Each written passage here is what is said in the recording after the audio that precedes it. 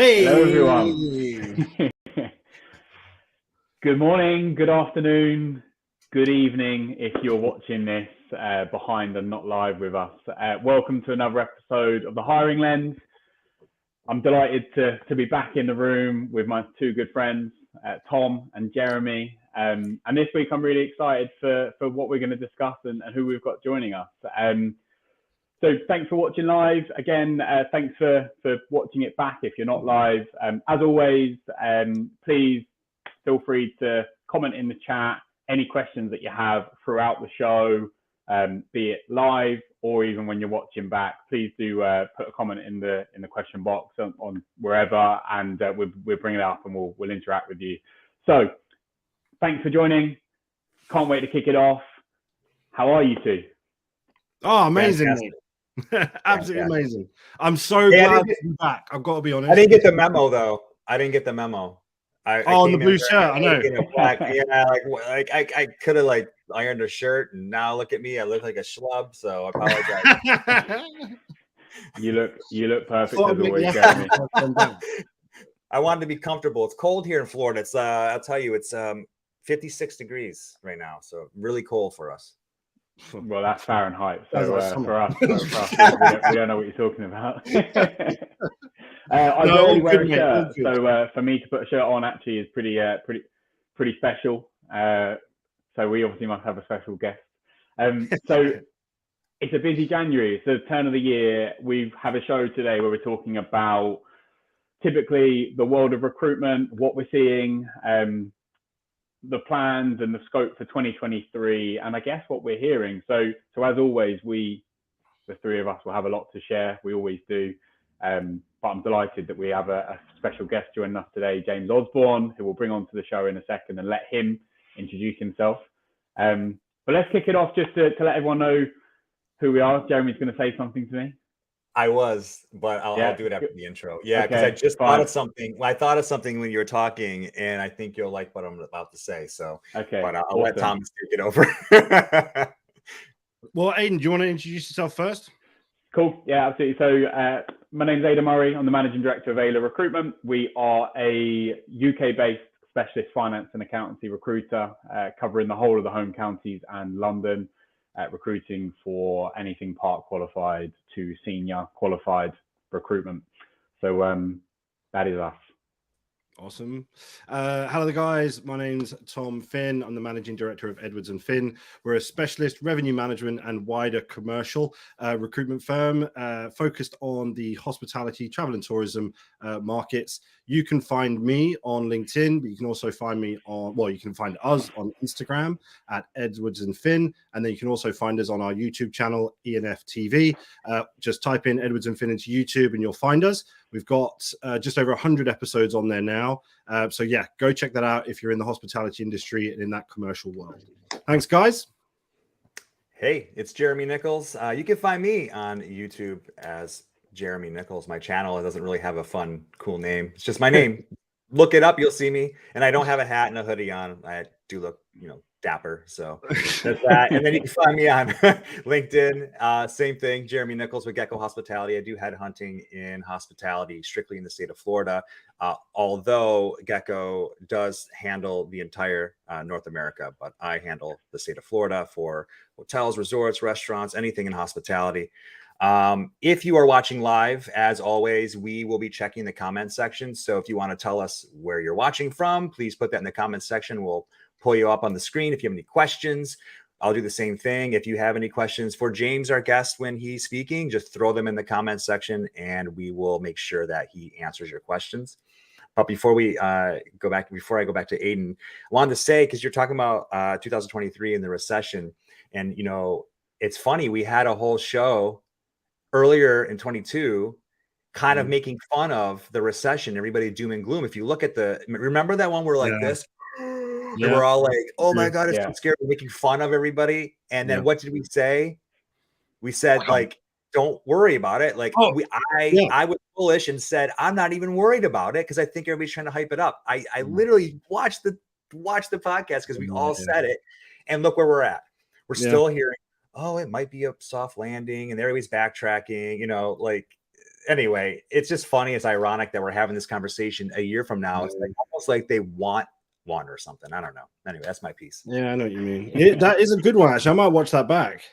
I know James have a lot to say about that as well. At the time, it was pretty gutsy of us to go on record saying that. I mean, it was everybody was talking about it. Now, I mean, they're still talking about recession now, but like at that time, Anyway, that's my spiel. Right. Well, look, let's bring James in. So James Osborne joins us from the Recruitment Network. I won't do his introduction, so I'll let him do it. But James, thank you for joining us. Lovely to join you guys. Thank you for having me on. No problem. Thanks for joining. I said this is really relaxed. Generally, you don't. I feel like every time I watch you, you're pretty relaxed on podcasts and videos. So I think this is kind of your style anyway. We shoot from the hip and say how we feel, which I know you do too. So. Having said that, I'm slightly concerned I haven't got the shirt on because you guys have got the shirt on. I haven't done the shirt thing, so maybe I knew I should have gone casual today. For crying out loud! I'm clearly far too relaxed for this. It was a setup, James. It was a setup. I failed miserably. Sorry. I honestly can't remember the last time I put a shirt on, and I don't know what it was that made me go, you know what, I'm going to put a shirt on for this show. So it must be you, James. I was going to say we're fanboying. So why don't you introduce yourself, a bit of a career background, and tell us about the Recruitment Network. Yeah, fantastic. Thank you. So, and hi everybody who's listening onto the show. So James Osborne, I've been in the recruitment sector on the agency side for probably about 27 years. Cut my teeth over in the Australian recruitment market. I was over there originally working on a boat, teaching scuba diving and sailing. Landed in Australia, fell into recruitment as many people tended to do, fell in love with recruitment, did pretty well over in Oz, came back to the UK about 17 years ago. For the last 16, 17 years, acting as a non-exec director, advisor, mentor to a whole bunch of different fast growth recruitment companies. I'm now involved with a couple of other businesses. So an investor in a couple of companies. I run a business called Carmavo, which is a venture funding business. So we help recruitment organizations raise capital, go through exits and that type of stuff. And my sort of day job really is running a business called the Recruitment Network, which is, in very simplistic terms, a global community of recruitment businesses and business leaders all over the world, where we regularly get together, share ideas, share best practice, and try and figure out how to get through the day, the week, the month, and work out what's going to happen next, really. So it's a lot of fun, very proud about what we've created. And I think, periods like we've had over the last couple of years and what we're in at the moment, sort of stuff really demonstrates to me the value of having a collaborative community around you where you can sort of sense check your thinking and try and work out what the hell's going on half the time, really. Let's be frank about it. So. Well, how about that? Jeremy, you always have interesting things to say about our guests. So how do you feel about James? Your microphone's not working. Of course, he's on mute. Epic fail number 2. I got one more, and then I get explosion emoji. I go away. So do you talk to recruiters across the world? Are you international, correct?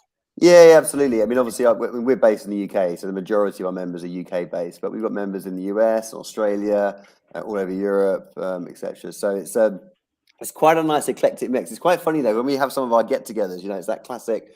We do some morning sessions. I'm sitting there. We've got these people with their bags under their eyes. It's their first Zoom session of the morning, and there's like 2 or 3 guys in the corner who are in Australia with their beers in their hand and their glass of wine and that sort of stuff. And the contrast is just wonderful. I love it. Let me ask you. This is an odd question for you. Yeah. So, out of all the recruiters you speak to, do you find it that most are natural extroverts, or are they forced extroverts? Like myself, I consider myself an introvert, and I force myself to be extroverted. I know it's an odd question, but I just really want to know, because you speak to them, so many of them. What do you see as a common thread? It's a really fascinating question, actually, and that leads to so many different conversations, I can promise you, because our industry, you've got to break it down into whether you've got 360 recruiters or 180, 120 recruiters. And a 120, 180 recruiter is someone who's just damn good at resourcing and recruiting. And I know some amazing extroverts who are probably some of the best recruiters I know, because they just get down and get on with what they're doing. When you start adding in sales into the mix and business development, the expectation typically is it's got to be more extroverted, right? You've got to be out there, you've got to be confident to break down doors and so on and so forth. So it sort of depends, your answer, it sort of depends a little bit on the model of the business that you're running. So I'm not going to give you a straight answer for that one, I'm afraid, Jeremy. That's a good question. I mean, that's a great answer. Nailed it. Thanks. But there's a lot of us, though, I think that, I do it for work, but, it has to be for work. It has to have like a goal. For me, it's kind of like a competition a little bit. Like I just want to beat last year, and like I'm very competitive. There's a competitive edge to what we do. I don't know if you guys feel the same way, but for me, it's that's why I like it. I like the flexibility, and I like to be able to control my own destiny. But when it comes down to it, like on my free time, like I don't want to go out and like hang out with too many people and be extroverted. At work, I will, right? Because it's competitive, but outside world, not so much. Yeah, so I find I'm really competitive, and I mean I think Aidan knows I do quite a lot of stuff outside of work, which is pretty competitive, and I love that competition feel about the whole thing. But I find at the end of the day, when you run a week and you're really full on competitive, and by the end of the day, you've got nothing left. You've got nothing else to say to people, so you just want to just shut down completely and go into an introverted bubble. I think so. That's my idea. I think you pretty much nailed it. Thank you for answering my personal question.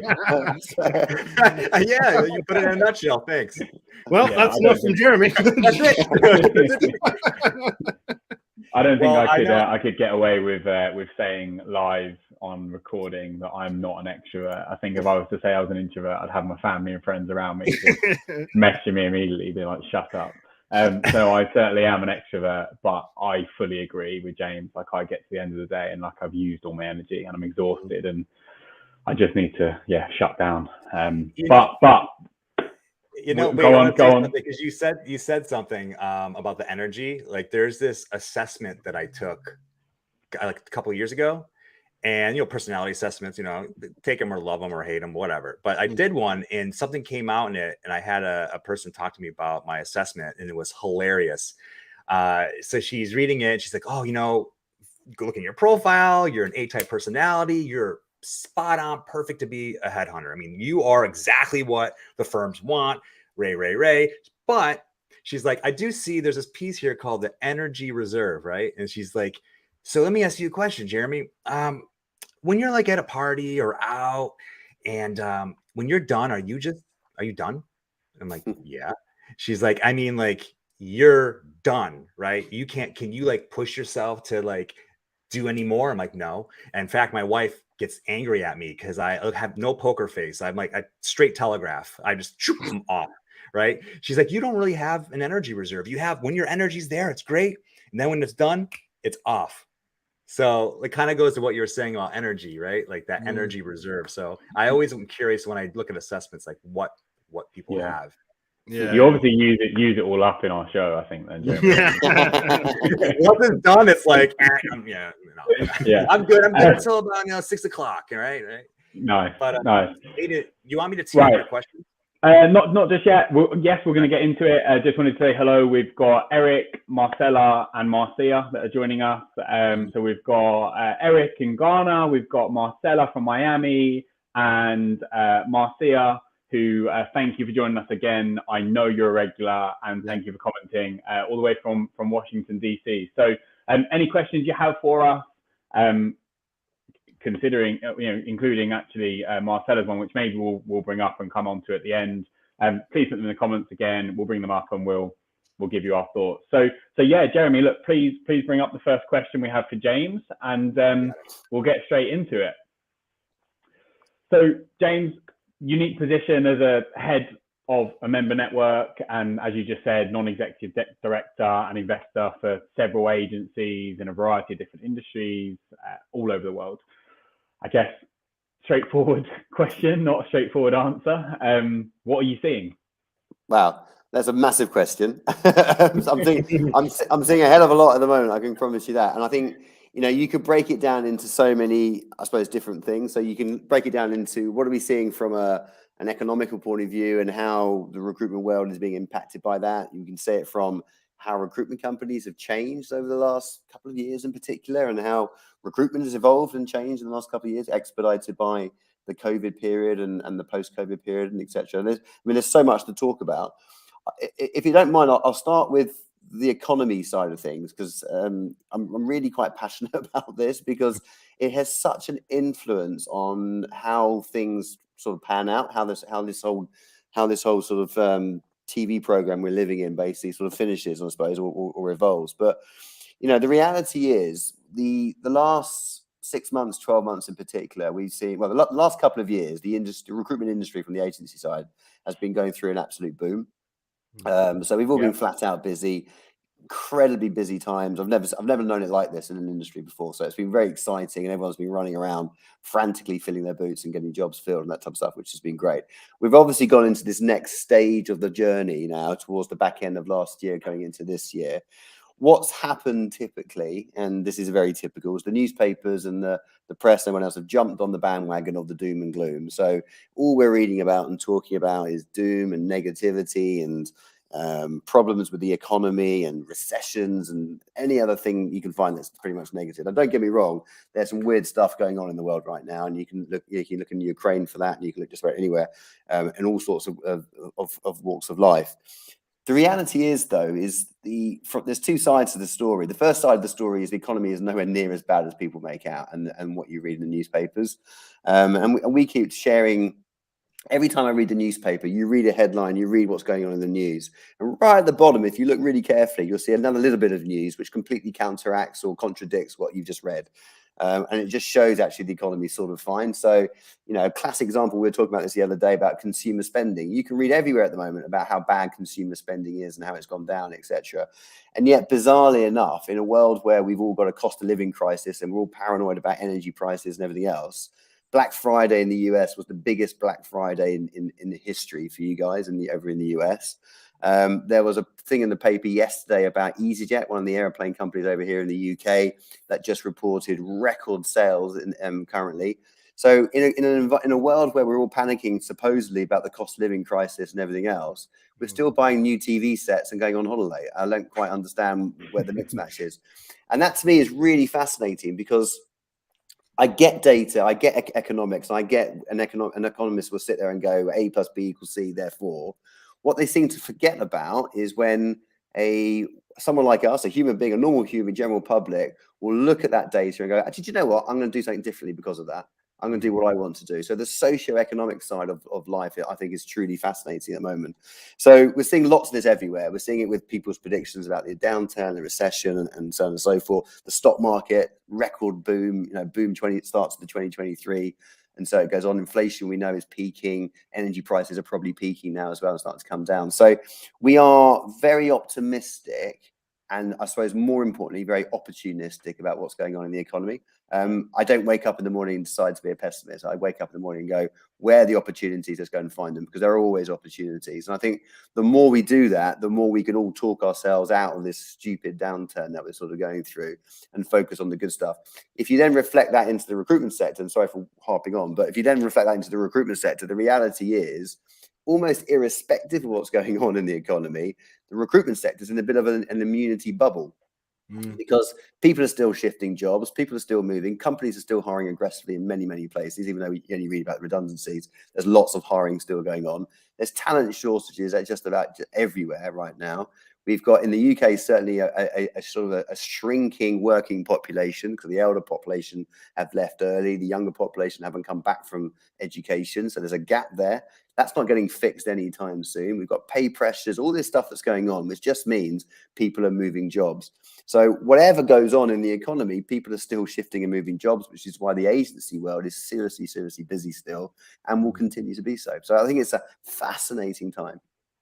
And do you find, because you've got, yeah, thank you, great insight.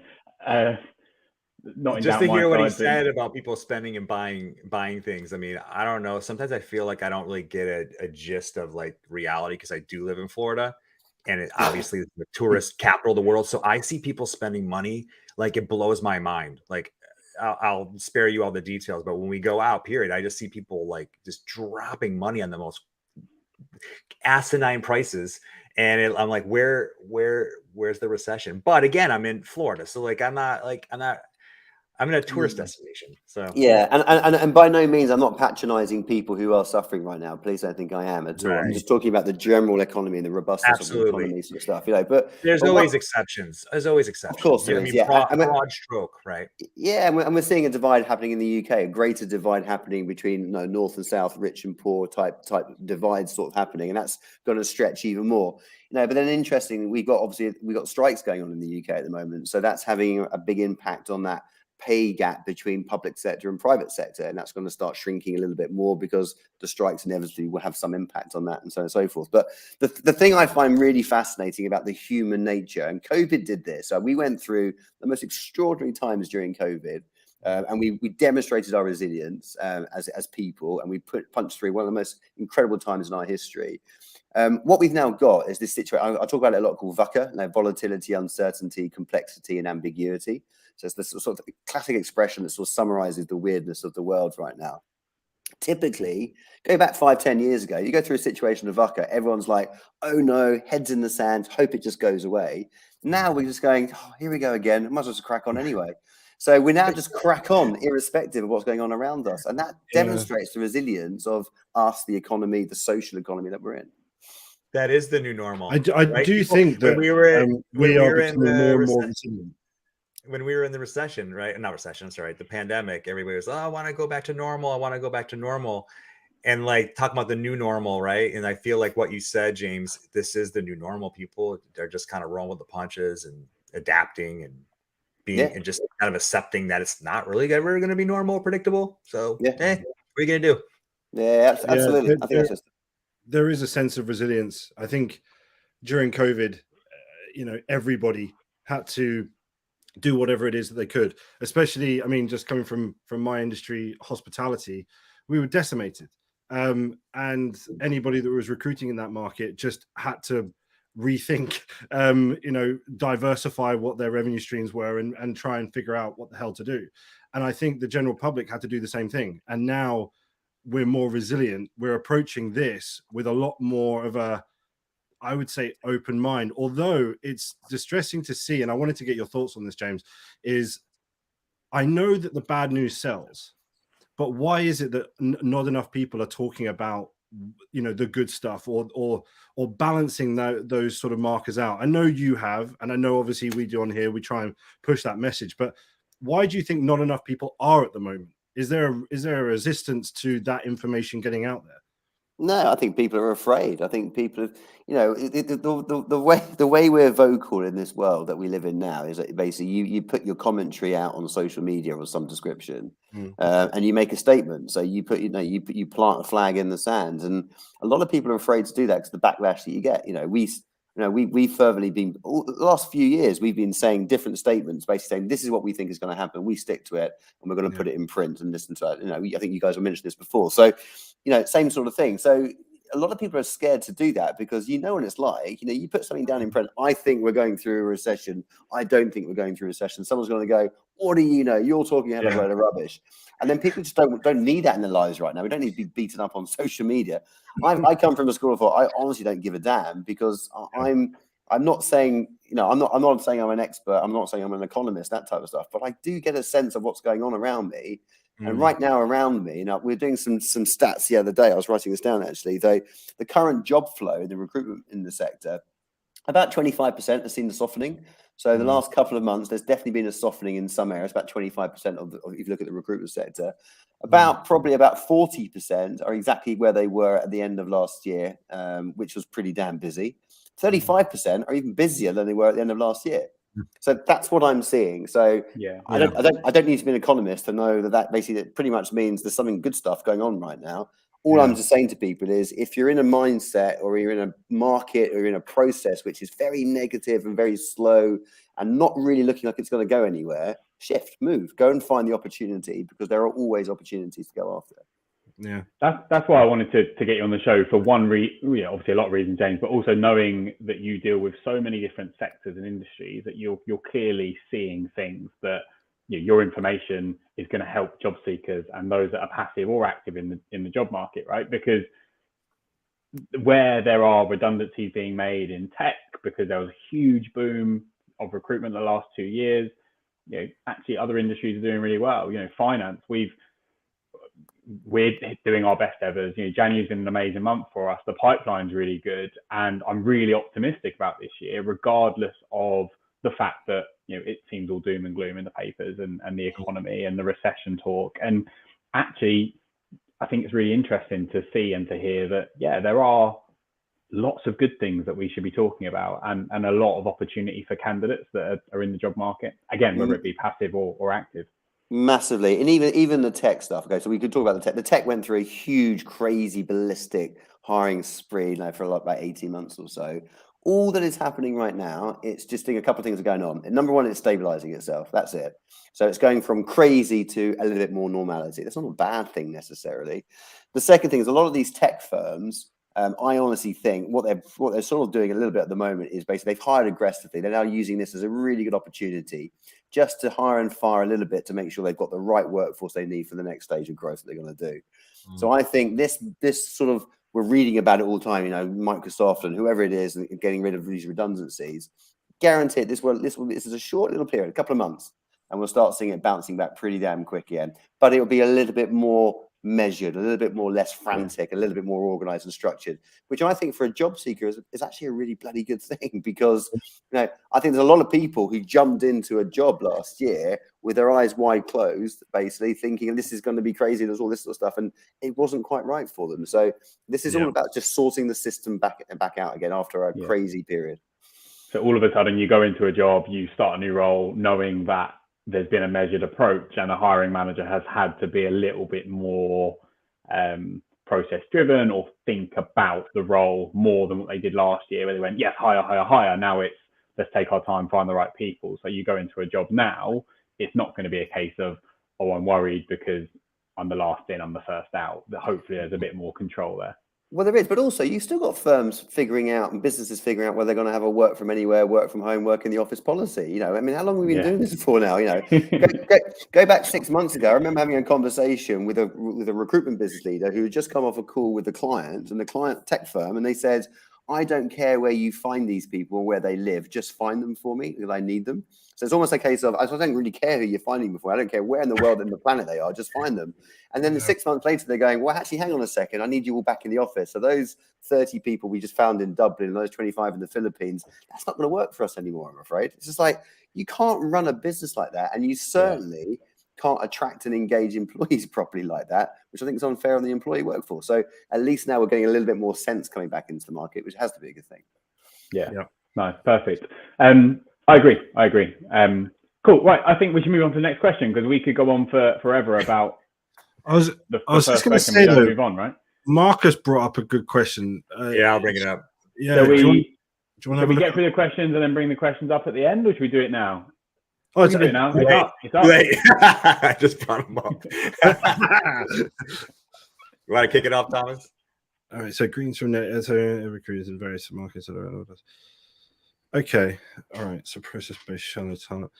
Yeah. I mean, again, we've discussed this sort of previously, and again, I think there is it. At the end of the day, I see it, well, from the article that I've seen as well, it is a candidate-driven market again. And I think, to be honest with you, that's actually, I actually love being in a candidate-driven market. I love it because we did a lot of work during COVID with candidates for very little return. We were just looking to boost people's profiles because it was such a client-driven market.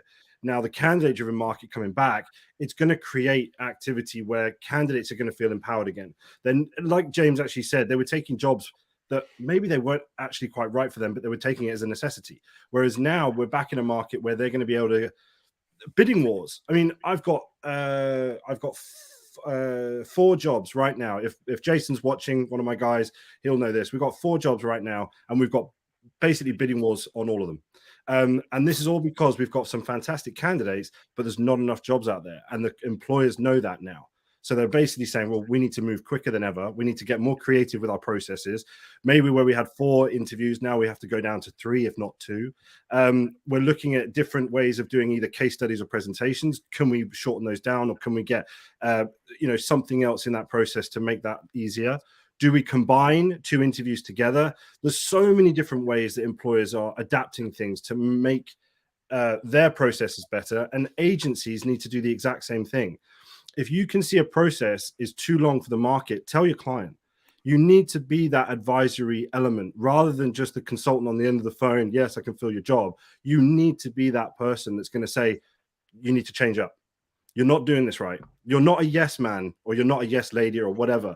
You need to be that advisor. If you continue to just be that person that nods their head, you're not going to survive. I know you're putting your hand time up. in, Thomas, on that really quick, Hmm? because everything I want to. Can I add to that? Yeah, of course you can. What Big you man. said. What you said is 100% accurate, and I think for newer recruiters, one of the most difficult things. James, please let me know your thoughts on what I'm about to say. But I feel like as a newer recruiter, what Thomas is saying and what Aidan and I are comfortable doing, and consulting and trying to help the clients with recs that are maybe they have like standards that can't be met. There's recruiters that are nervous to do that, and they just want to say yeah and jump in, you get the rec. But I think my advice would be, if it doesn't pass the smell test, if they're not listening to your advice, if it's doesn't sound like they're going to take your suggestions, which are legit, if you can't really fill that role but you're hoping that you can, I think it's, there's a point where we as headhunters and recruiters have to be comfortable just walking away, right? And I think the newer recruiters, they're nervous to do that. Yeah, this is Marcus. It's a really, really interesting question you asked, and I'm presuming you might be on the agency side rather than the in-house. I'm not sure, but one of the biggest shifts that I think is brilliant, and I'm so pleased it's happened in the recruitment world, and how agencies work differently and how they position themselves differently with end users, with organizations, is that the majority, not everyone, people are still trying to figure this out, but a lot more recruiters now on the agency side don't consider themselves to be a supplier anymore. They see themselves to be an embedded partner. And to me, that's really, really interesting, because if you approach your relationships with your customers as a partner, we're here to work with you, collaborate with you.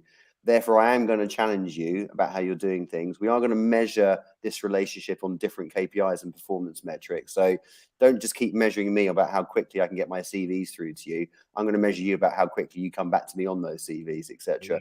And it's a real partnership arrangement. And I love it. I absolutely love it, because for many, many years, our industry has been a subservient supplier that's been pushed around a little bit, in not all the cases, but been pushed around a little bit by some organizations who basically say, here's a job, I'm going to send it out to 150 different recruitment companies on a contingent basis. You guys crack on, fight amongst yourselves, and then we'll see what comes out the other end. You can't do recruitment properly that way. It's as simple as that. So it's a great question to ask, because ultimately for me, this is about the shift in our industry to more professionalize it, make it more consultancy led, more partner led, and less supplier transactional arm's distance type relationship. And then then we'll come into everything we talked about how you deal with each other, how you respond to each other, the processes you use. Should there be 4 interviews, 1 interview altogether, collaboration, etc., etc. And I think you're spot on with that. Yeah, amazing. And Marcus is actually on the job seeker side.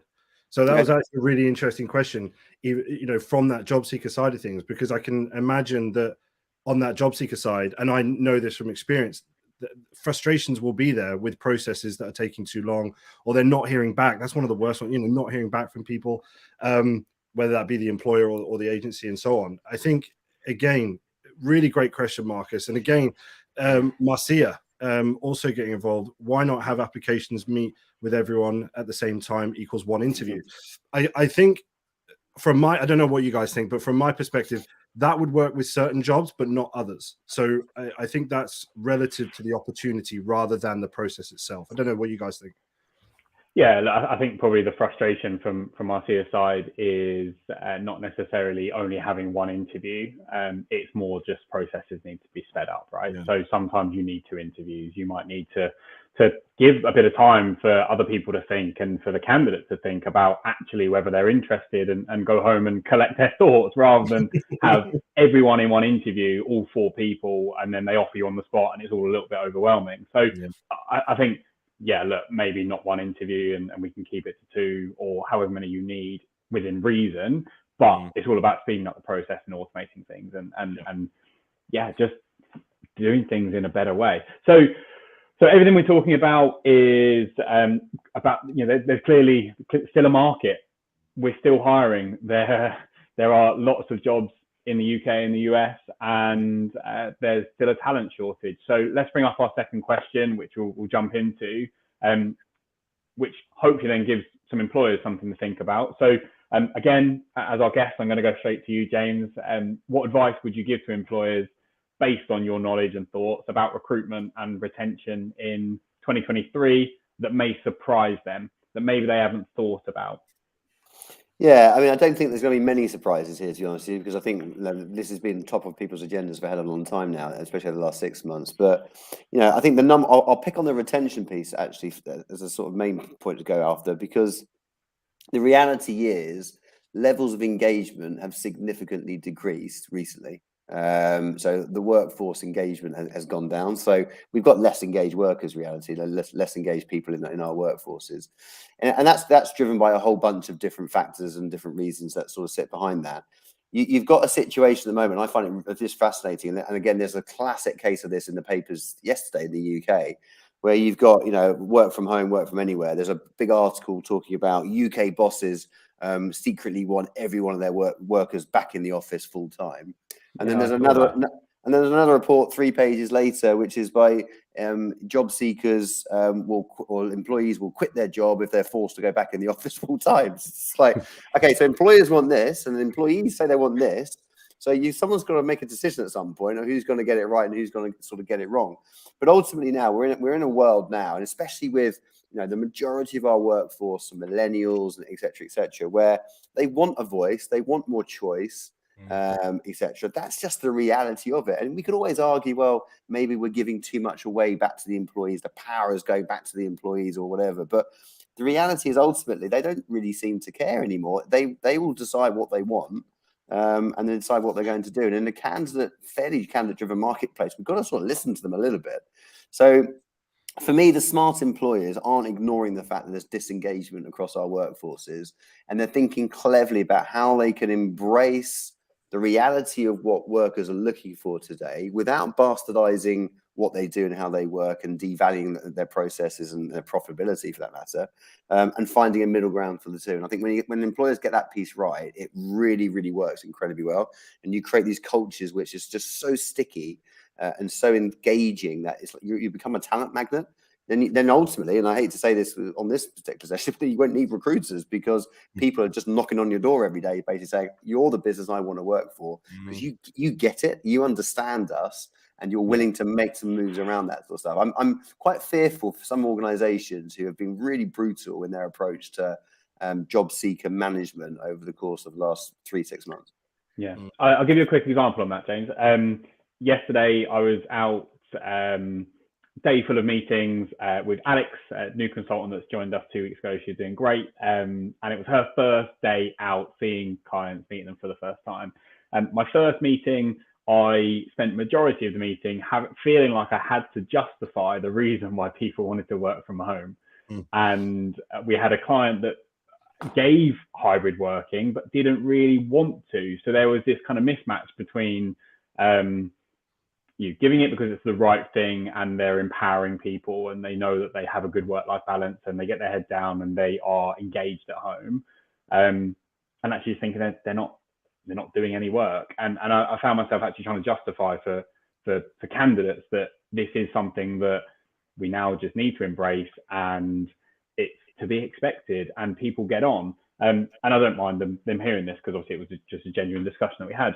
And then we had a meeting in the afternoon with a remote first sustainable B Corp business that were like, we don't care where people work, just as long as you're doing a good job, that's fine. We've got all license agreements for co-working. We have a great well-being policy, loads of annual leave. And look, as long as people are good, we want the best people in the market and we'd love them to come and work for us. And the difference in what those employers are going to find in candidates coming to them is crazy, right? Because you know where you would want to end up working. Yeah, but it's a comfort zone, right, for employers, because we've been so used to working in one particular way, managing people by presenteeism and everything else. And now we're basically saying, I've got to really trust you. Yeah. And, you know, and I can't manage you by presenteeism. I can only manage you by outputs, but those outputs may take a couple of weeks before I see it. So what's going on in those couple of weeks? I'm getting a bit nervous. I'm getting a bit worried. So, and I understand that's a challenge for a lot of people. I mean, we've gone to a fully remote work from anywhere business. I've got an office. This is my office, and people come in here and use it if they want to. It's like a sort of drop-in. I'm about to say drop-in center, probably the wrong expression, but you can use it if you want to, because it's a nice place to be, type of stuff, we think. Yeah. But ultimately, if people want to work from anywhere, I don't really care where they work. What I do have is a very clear agreement and very clear checks and measures about output and performance, and we look at that every single day. And data is a massive part of this. No, obviously, and this is, you can't do this for every job for obvious reasons. There's some jobs obviously that just you need to have presenteers, and that obviously just doesn't work for obvious reasons. But I think there's a real opportunity for organisations to take this extraordinary shift that we're going through and use it to their advantage to make them an employee magnet. I really do. Yeah, I agree. The two consultants that I have that work for me are both West London, that I would never have had work for me previously, or I wouldn't be able to have work for me if I had an office that I asked them to come to every day that was in Hertfordshire. Yeah. It just wouldn't work. And they're great. And you know, I think we're embracing it, and yeah, a lot of employers do, and more employers should. Yeah, I think so. But there is a reality. There's some things that just don't work remotely. So, for example, you know, I'm a big believer of training and coaching should happen face to face, and that type of stuff. So there has to be a balance between this. But you know, ultimately, what do people want? They want flexibility and choice right now. That's what people are looking for. After, you know, we were locked down, for God's sake, for a couple of however long it was. You know, we were literally like prisoned in our houses type thing. People are basically going, I want freedom now. I want choice. I want flexibility. And I think that's absolutely fair play. Bosses do it. I think employees should do it as well. Absolutely. Yeah, a lot of people figured out what was important to them that they might have not realized when they were used to the way it was when everybody went to work. Like, there's people now that got a taste of spending time with their families, or, hey, I can make, you know, I can pay the bills, get rid of the second car, you know, get rid of daycare. I can watch my kid, balance it with my spouse, and I can do some gig work. I mean, like, there's so much of that, you know, and at least in the hospitality side. And we, Thomas can speak to this, you know, especially me, because I do a lot of operations and even food and beverage and hospitality. They a lot of them can't. They can't work remote or hybrid, right? So there's a huge swath of them that left my industry. They're not coming back. Like, constantly we hear, no, I left. I'm not doing it anymore. Went to e-commerce. I'm shopping for groceries, dropping them off at someone's house. You know, like they figured it out. So like, it's true. You know, I was gonna say, or my guys, it's almost it's an expectation now. Like many candidates, salary and flexible working, if not home working, is absolutely up there every single time. They're on par with each other. And we've had many occasions recently, just at the start of this year, where people have just said no because they needed to be in the office more than 3 days a week. And again, I think at some point, the market has to listen. And again, for my sort of candidate base, they could do it from home, and they do. So there is a more and more difficult argument there. And I think with the industry that I'm in, hospitality, there's always been this sort of focus for people to be in the office. You know, the large corporate brands, they require them to be in the office. Whereas during COVID, the argument was from the candidates, well, I've been at home for the last 8-9 months. Why the hell am I coming back? Or over a year and 2 years and so on. So there is this constant argument, and we're having to, I think there's an educational piece. I do. I think we as recruiters, I think there is that responsibility to not, as we said before, be that advisory person and demonstrate through data. So if you can create reports like we do with our clients, we'll say over 60% of the candidates that applied for your job over the last week, and we do it weekly, said no because of this reason. So if this is what the data is telling you, it's not us, the fee chasers or whatever, it's your market telling you this. Listen. And if you're not going to listen, I'll give you the same report next week, and you'll see even more people that are saying no. Who would know more than us? Because most of the time, when candidates speak to us, especially on on the firm side, right? I feel like they're a lot more transparent with us because we have multiple searches with multiple companies. I was an internal recruiter. You guys know that for 17 years, right? And I feel like it was a different conversation when I had with candidates. Like I felt like a lot of them want to tell you what they think you want to hear when you're internal because they know the company, right? But when now that I represent hundreds of different clients and different opportunities, candidates know that. And they're going to be super clear with what they want. So I hear everything, and I'm more than willing to share that with clients in companies. And, you know, like James said earlier, like the candidate market, a lot of them really don't care. Like if you're not giving them what they want, then they're gonna walk, and they're telling us what they want. And even though I can't do hybrid and remote as often, some jobs like sales and HR, there's certain roles and revenue that we can do. But, you know, the ones that have to be on property, if I'm telling you that you're working them too much and they can't do 60 plus hours, you might want to listen to me because like that's not working anymore. Like they're literally walking away from hours. That's like the main thing I'm going to ask. Like, what's your hours? Like, tell me what the work week looks like. Yeah.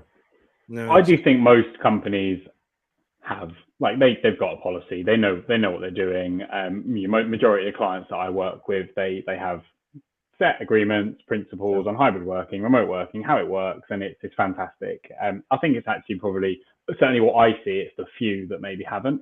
But it just goes to show how important it is because no matter what, we always end up coming back to talking about hybrid and remote working. And every conversation I have and every hiring lens, you know, this gets brought up, right? So it's clearly still something that we need to work on and address, even though it does get a little bit boring, I guess. We're all talking about it on every conversation, but it's true.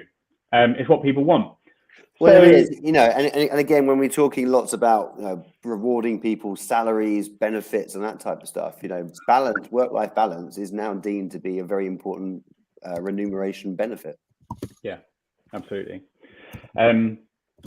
Cool. Okay, perfect. Right. So final question we've got, and you mentioned it, Tom. You said about what people are looking for: stability, work from home, salaries. So cost of living crisis and inflation is seeing starting salaries increase drastically across the UK and the US, and it has been that way for I don't know how many months, but constantly salaries seem to be going up. Do you see this changing at all soon, James? Do you see it sort of leveling out or continuing to rise? I think it's going to continue to rise for a bit more, actually. I think there's this premise across many businesses now about getting more for less or getting more, squeezing more out of what you've already got, I should say, probably a slightly different way of putting it. So, you know, I think a lot of businesses are going to think a little bit more less about hiring lots and lots of more people. They're going to think about, right, I've got a really good bunch of people now. Let's just consolidate that. Let's lock them in. Let's get more out of them. Let's squeeze them more. Let's just train and develop them, maybe train and redeploy them across the business if we need to. And one of the ways they're going to do that is probably to stabilize the salaries, which will see an increase to a point which will get to some new sort of benchmarks and things. So I think people are going to invest a lot more in their people than what they've already got.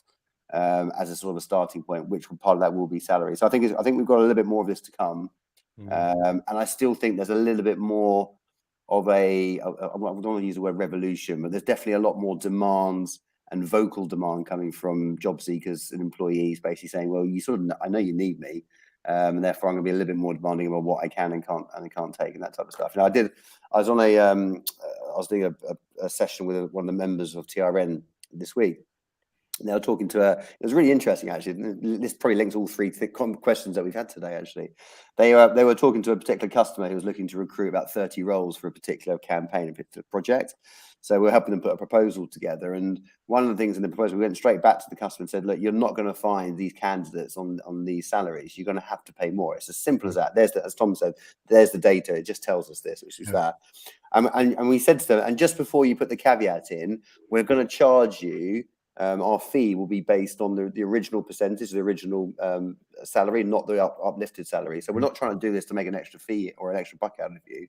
It's the reality is you're not going to be able to get these people without that salary increase. So that to me is there's a leveling out that needs to happen, but it's leveling up, I think, rather than sort of leveling down or sideways. I think it's like we just got to get to a certain point, and then that will probably be enough.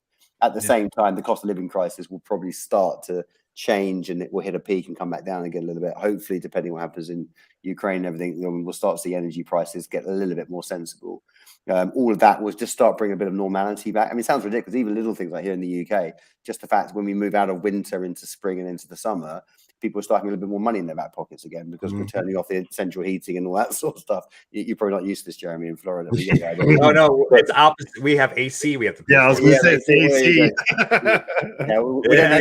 We don't need that yet in the UK. Don't worry. But so all these things, you just factor it all in. It just means that things will just start to sort themselves out a little bit. And I'm a big, again, talking about putting ourselves online. I'm a big believer that I think the end of Q2, so sort of May, June time, 23 this year, I think is going to be a real change in all of this, a real uptick, a real positive shift, and a real positive change on a whole host of different reasons. So I think that's when we'll probably start seeing wages and salaries start to sort of calm itself down a little bit and get to a bit more normality, I think. Okay. I think it's becoming more. Not becoming more. I think candidates are becoming more confident at addressing their own salaries as well. I found like actually broaching pay rises and talking to their employers based on the fact that everyone sees that there's a cost of living crisis and there's inflation and everything's going up. So more and more now, candidates are more open to actually saying, look, let's talk about my salary, which is good because it's always generally been a bit of a taboo, isn't it? I think so. Right. But also, like as I said earlier, the candidates are looking at what they could get. That now more than ever, I do believe that they are empowered to say, do you know what? I'm going to look. So I was talking to a gentleman just earlier today, and he was telling me about his story, and we've all had it before. I don't feel appreciated right now, and I was hoping for this, and I was hoping for that at the end of last year, and I achieved all this. And he said, I started scrolling through, and I saw all the things that I could possibly get, and I thought, why in the hell not? So I picked up the phone, and I think more and more people are doing that. I know what I'm worth now. And as you say, I think they're a lot more comfortable with saying it in the interview process as well. If a client is now saying, we've all prepped candidates. We tell them, we've told the client that you're looking for this, whatever. But the client will always say, so what are you looking for? And now the candidates are just saying, oh, instead of saying, oh, I don't know, or I was thinking about this, or I was thinking about that, it's more down the track of, well, I've been looking online and I've seen that these roles in this similar sector where I'm at with my experience, I believe I'm worth this. And it's sort of, you get clients to sort of chins hitting the floor. Holy hell. Have you been prepped? So it's one of those. You and piggyback off that, and how many times the employer will say, well, what are they making now? Like, doesn't matter. Doesn't matter. Like, do you want them? Because they're telling you right now what it's going to take. Because when we have these conversations, we tell them, what will it take for you to accept the offer so you won't take a counter offer? What will it take for you to get you to go work for this employer? That's the number that we're going to give you. Doesn't matter what they're making now. They're interviewing for a reason. Maybe it's because they want more money. I don't know. Like they're telling us what they want, what their range is. Yeah, I agree. Absolutely, completely agree. So it's been a really good session. I've enjoyed it. I could go on for another 20-25 minutes. I'm purposely going to wrap up because we always do. We overrun and then we have to just cut it abruptly. So I figured, look, we've got 4 minutes left.